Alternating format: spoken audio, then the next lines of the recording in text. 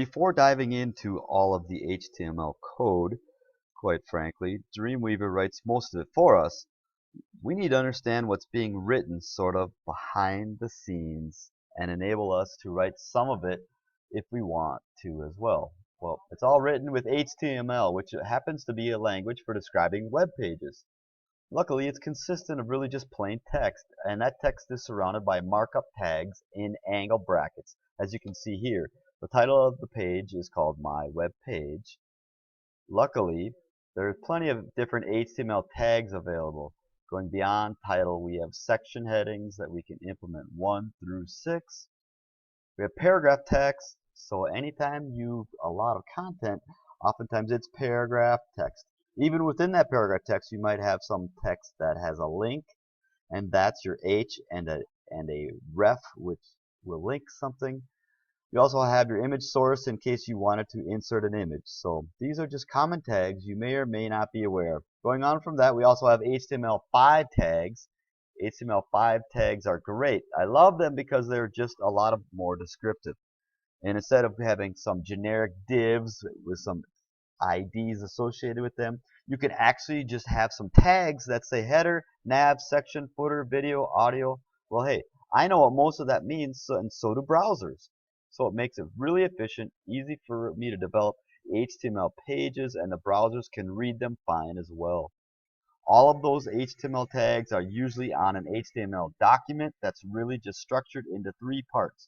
You have up to at the top HTML version the document conforms to. So if it just says HTML, it means HTML5. Then there is the head tag, and between those 2 head tags exist all of the mostly non-visual contents. You might have some JavaScript in there, some links to some CSS pages, which are cascading style sheet pages, things like that. But really, most of the content you are going to be working with is going to be between the 2 body tags, the visual content. Anything visual will be between the 2 tags. And all of those tags can be styled using cascading style sheets, which consists of selectors and declarations. So here we have that paragraph tag. Here's the CSS associated with that paragraph tag. Notice how it does contain a selector and declarations as well. So it might initially look something like this, but with the CSS applied, it will actually make the text red and the font Arial in this case. So that's the foundation for programming in HTML, as well as a little CSS. Now let's dive into Dreamweaver and start applying some of this knowledge. Here we are in Dreamweaver. Notice we have that index.html page open, and we have these various divs created, absolute positioned divs with certain IDs. So you have this AP div 4, you have this, div 2, and really they don't have a lot of meaning.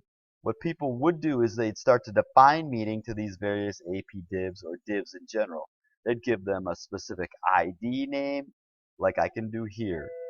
And watch as I go into split view, I can just rename this to logo, for instance, hitting enter. It changes it right there, div ID. The ID equals logo, and it changes that appropriately. Not only does it change that ID to logo, it changes the selector. So let me go into CSS styles, selecting all of the CSS styles. You can see them all right here, and change that to logo. Okay. But what people are actually doing is they're actually starting to name all of these divs with nav, with section, with header. Pretty common stuff. So those have been standardized with HTML5. So what we can do now is say, for instance, for this one right here, this long bar right here, which is actually known as APDiv2, I can actually change that to an HTML5 tag known as nav, because that's what it is. It's a nav, okay? So let's make it even more descriptive. I can type that in here, but check this out. I can have that selected, going down here, right-clicking on this tag. I can use the quick tag editor to edit that. So right in here, deleting what I have there, type in, oh, look, I have code hinting for HTML5. Right there, I can select nav. It's do that less than sign, and watch what happens. It's going to change div ID as well as the closing ID tag right there, hitting enter or return nav. It's all good to go. Well, let's take a look. What happened in the styling? Well, the styling is in AP div 2, and that's not what this is referencing. This is referencing nav, so I just changed that name to nav just like that. Much more meaning, really straightforward, and again, a standard works great. Coming down to this next one as I select it, this is the AP div 3, again, changing it in the same way by right-clicking, changing the div ID, and calling this header, why not, HEADE. Oh, there it is. You can see it. Selecting that, less than sign, hitting enter, reapplying that style, changing this to header as well. That now has a lot more meaning. It's just much more helpful. Lastly, we can select this section, all this text, selecting that there, right-clicking, editing that using the quick tag editor. Again, I can just type it in there if I want to, but I like how this quick tag editor edits not only the open tag but also the closing tag like I did for header.